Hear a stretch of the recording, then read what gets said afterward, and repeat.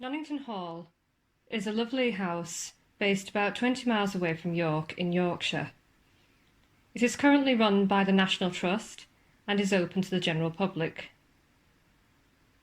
It's an extremely beautiful building inside and out, has a lot of history, and it also has a lot of haunts. But the most famous story is that of the proud lady of Nunnington Hall. Our story takes place just about over 100 years ago, when Lord Nunnington, a man of kindness and generosity and great wit, lived happily at the Hall with his beautiful wife and young son.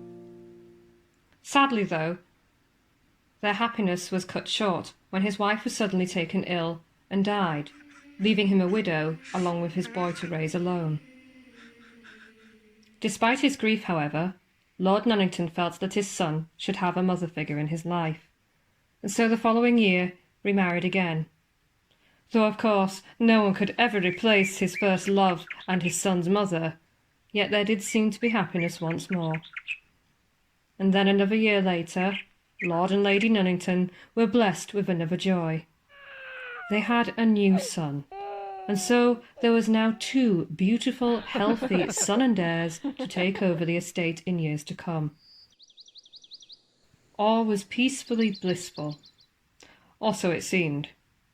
But in secret, Lady Nunnington, now having a child of her own, knew that she would never compare to the first love of her lord, and her own son would never truly inherit anything other than some money, because of course the firstborn, her stepson, would inherit, and then his children thereafter. Blinded by this and ambition, she grew to despise her stepson and wished he would just disappear. Not you, not you. Over the years, she, unbeknownst to her husband, mistreated her stepson, belittling him where possible, accusing him of being a naughty boy and a nuisance, and striking him down wherever possible for the littlest of offences. Thankfully, though, her ill manners and treatment towards the boy had not rubbed off on her own son, for he adored his stepbrother. They played together, studied together, and shared the same nursery, much to the displeasure of Lady Nunnington.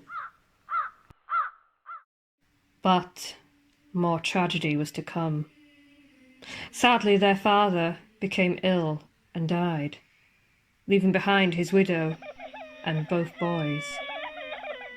Of course, the boys were bereft, but Lady Nunnington saw the opportunity to remove her stepson from the nursery and have him live with the servants in the attic, making it perfectly clear that she will do anything to stop him from inheriting the estates, and he best get comfortable with living a servant's life.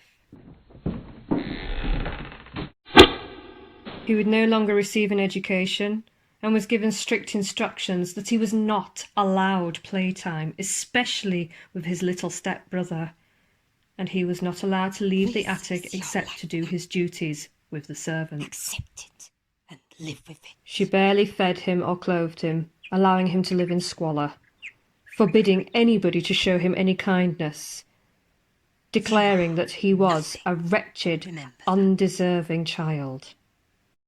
Indeed, it would seem that Lady Nunnington was very pleased with how things had turned out. But for her own son, not only saddened by the death of his father, was also at a great loss without his big brother. Unlike Lady Nunnington, he loved his brother dearly, and so used to sneak food from the kitchens and venture up into the attic whenever possible. There they would play in secret and talk as they used to do. The servants knew about their little arrangement, but of course would never let on to Lady Nunnington about their secret. Unfortunately, this would not last long. No one truly knows what happened, but the oldest boy suddenly disappeared one night without a trace. Some say that the servants sneaked him out of the house so that he could live a happier life elsewhere, and some claim that he simply ran away. Others, however, believed that Lady Nunnington herself had murdered the boy and buried him somewhere in the gardens or by the river. Either way, Lady Nunnington was overjoyed that her stepson was gone, ensuring that her own boy would inherit everything, and his future was bright. As for the little boy himself, he was devastated. He would not eat and barely slept, regularly wandering the house in search of his older stepbrother, calling out to him in the hopes that he would find him locked away somewhere, though of course he wouldn't find him. The final tragedy happened some weeks later, when the little boy was in his nursery, dwelling on the loss of his brother, when he suddenly thought he could hear him calling his name. Filled with hope and glee, he stood on the chest near the window and looked out. And there he saw him, his big brother, waving to him. And the little boy was so happy that he jumped up and down with joy and leaned further out of the window, further and further, and then... It is then thought that he lost his footing and fell. The screaming as he plummeted to the ground below was heard by all in the hall.